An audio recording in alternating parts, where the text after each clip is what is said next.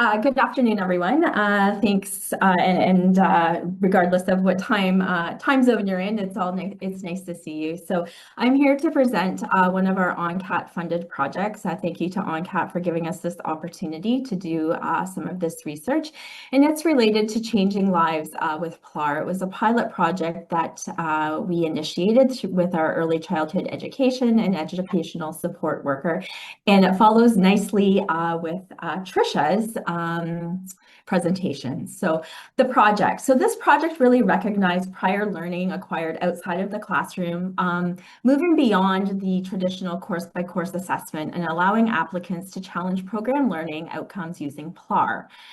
It was a new assessment model for Fanshawe College where applicants could challenge up to 75% of their program using PLAR. When I think about this project, I think about three key words. I think about experience, opportunity, and impact. Experience relates to the recognition of significant years of industry experience. Opportunity relates to the access to post-secondary education and new careers for individuals. And the impact really relates to the personal and professional growth that from our students that I'll share with you in the coming slides. So we identified what the problem was, and the problem really stemmed from the barriers and stigma around PLAR, the ongoing burden that students had when they wanted to bulk PLAR 7 or more courses, the cost of it, the lengthy, cumbersome process for both the students and the faculty in terms of the assessment, the assessing, and the assessment completion, and the lack of employment mobility for highly skilled but under-credentialed individuals. And we really found that there was labor market demands in certain areas where we targeted our project towards. We really wanted to provide an opportunity for employment mobility within the field for people that were currently working in the field or people that were currently studying in the field and looking to upskill or reskill. So from that, we had an idea. We had a lot of good news stories coming from our local industry about colleges collaborating to fast track experienced but under-credentialed employees to diploma completion.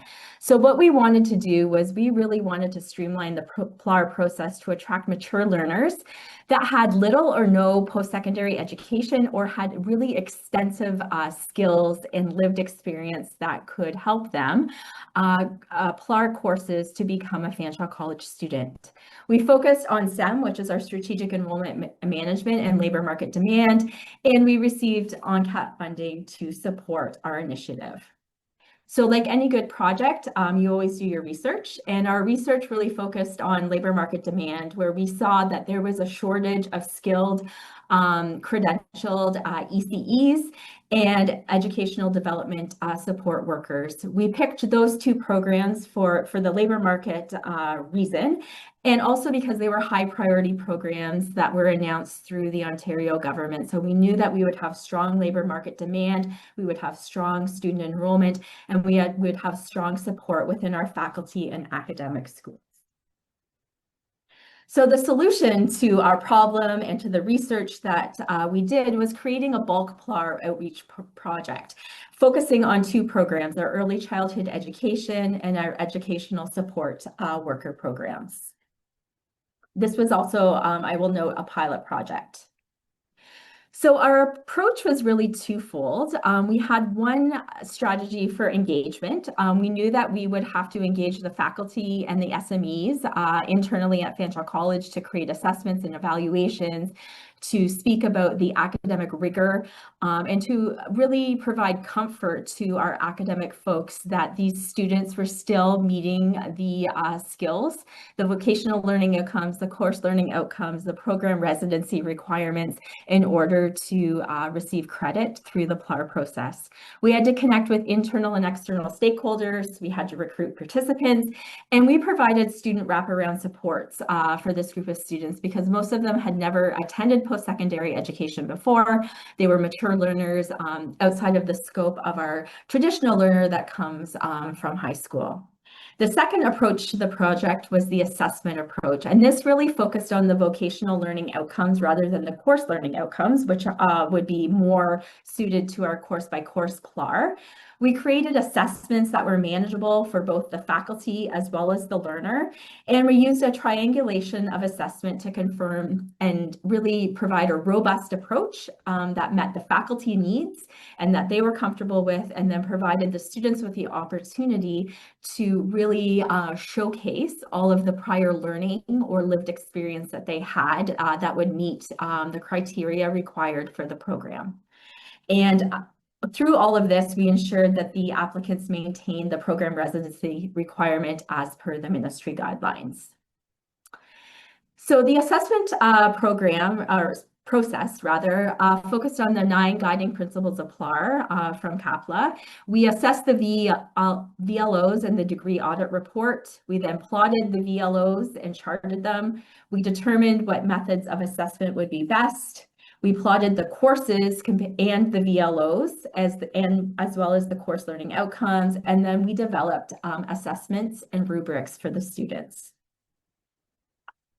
So the assessment tools, we had 3 specific tools that we used that each student had to complete: the challenge exam, the interview, and the portfolio. There was cross-validation of performance from all 3.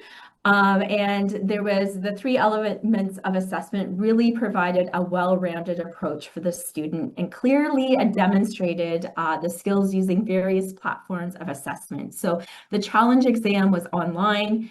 The interview, like an online multiple choice short answer. The interview was also done online, but like a face-to-face interview. And then the portfolio was a submission of their portfolio documentation. The evaluation was really a transparent process that documented the applicant's knowledge skills related to the vocational learning outcomes of each program. So the assessment model, there were 2 approaches. One, we provided an efficient and flexible PLAR process that really was transparent, well mapped out process that we can use for future bulk PLAR projects. It was comprehensive. We provided a detailed report to the applicant with their rubric based on the scores of each of the 3 assessments outlined compared to the VLOs for each of the program requirements. And we had a well-developed process with our student advising center that outlining the results by course and the associated grades by course so that they could receive that information on their transcript. So how does Fanshawe use program learning outcomes to assess PLAR?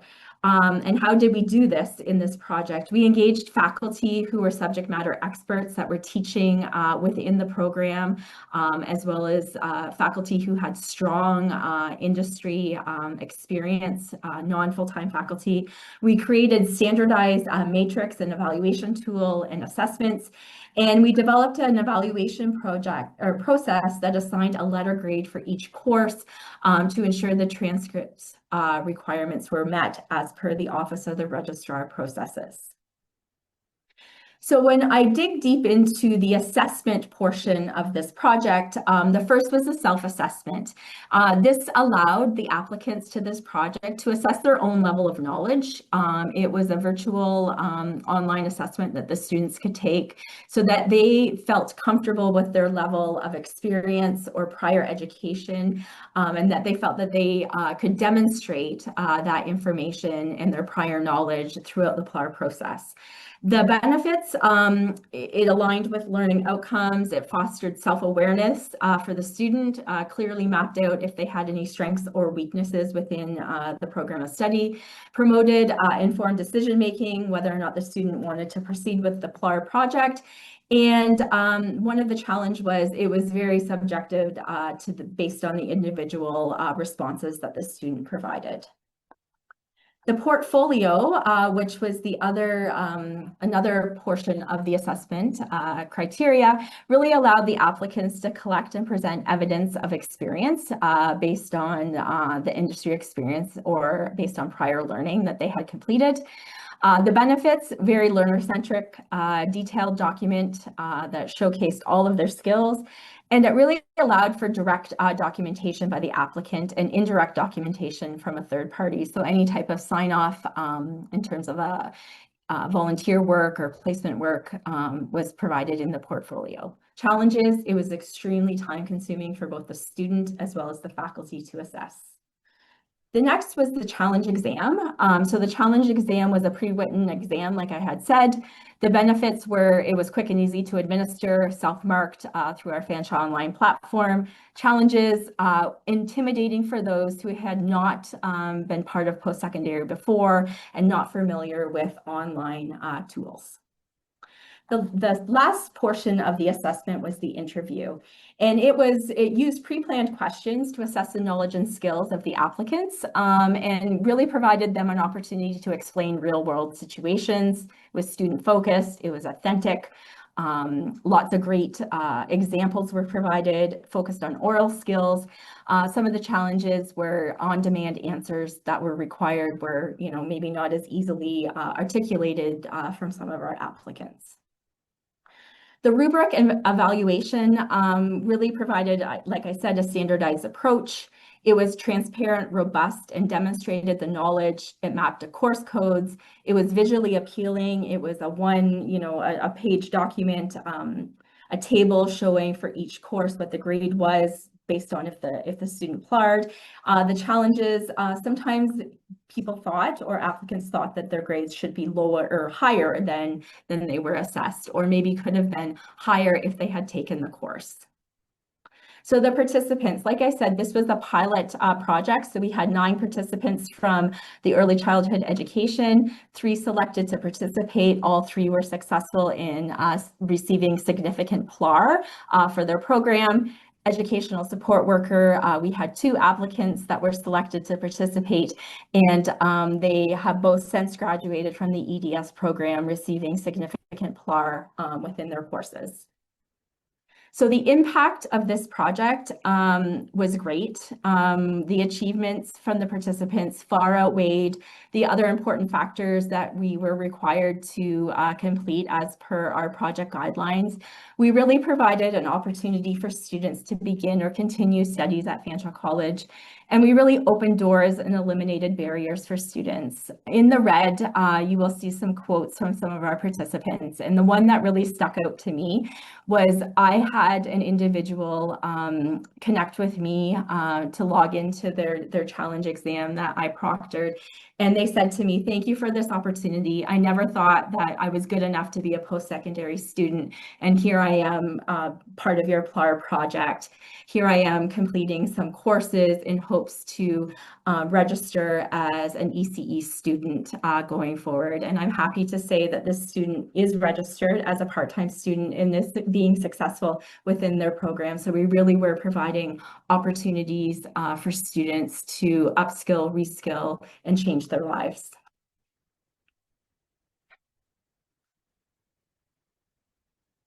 Some of the lessons learned, I'll just briefly talk about. So this was a very tedious project from the academic perspective.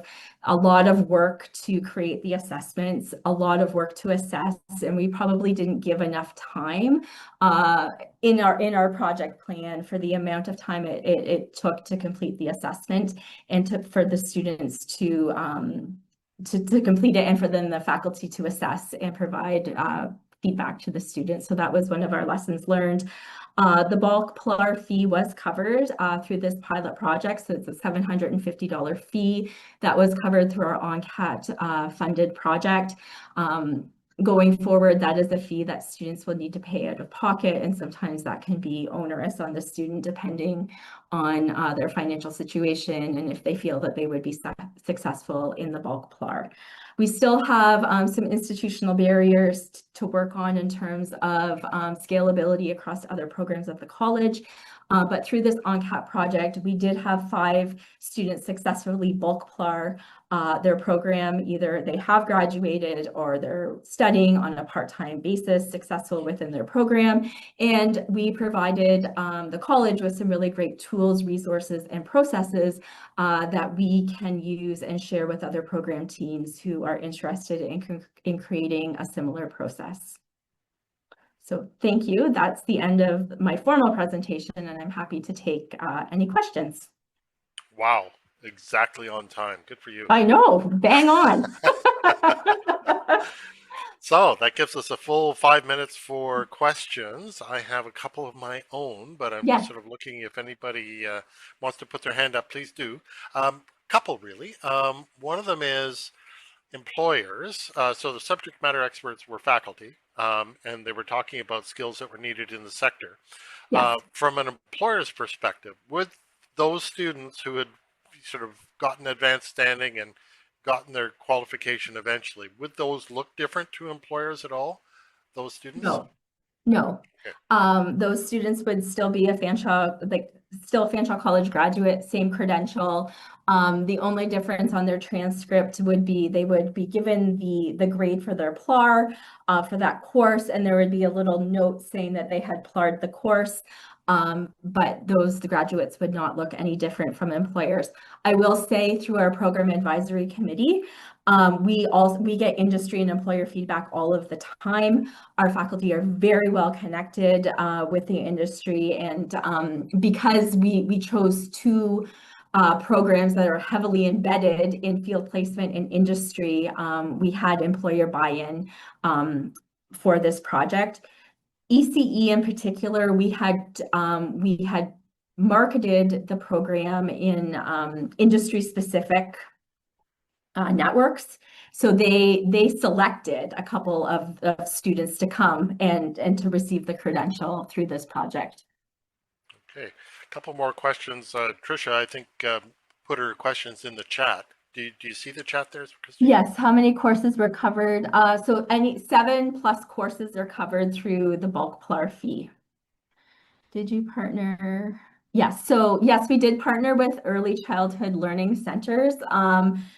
So our early childhood education program in the Huron-Bruce region, we did connect with industry networks there, and we recruited participants through their network.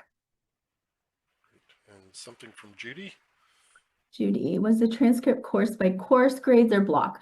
So the transcript was course by course grades. So with the rubric that the students received, they received a grade per course, and those grades per course were entered into our student information system, our colleague system, and that was what it was presented on the transcript. Okay, and there's, go ahead. You mentioned that an interview. So the interview, the self-assessment that the student takes, they do on their own to determine if they feel they would be fit based on their prior education and learning to proceed with PLAR. The interview that was done by our faculty members. So the faculty that we hired, the non-full-time faculty that we hired for this project, they created the assessment.